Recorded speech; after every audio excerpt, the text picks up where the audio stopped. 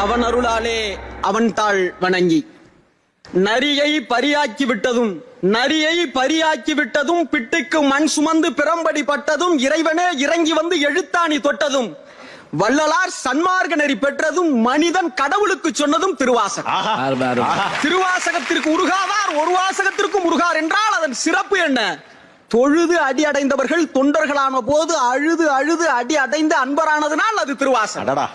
கடவுளின் கருணையை பாடிய நூல்களுக்கு மத்தியில் கருணையே கடவுளாய் பாடியதால் அது திருவாசகம். திருவாசகம் என்பது திருவாசகத்திற்கு உருகார் ஒரு வாசகத்திற்கு உருகார் என்கிறோமே. மாணிக்க வாசகருடைய திருவாசக அனுபவம் என்பது மறுமையை ஏற்பவர்களுக்கு மருந்து, மறுப்பவர்களுக்கு இம்மையிலேயே விருந்து.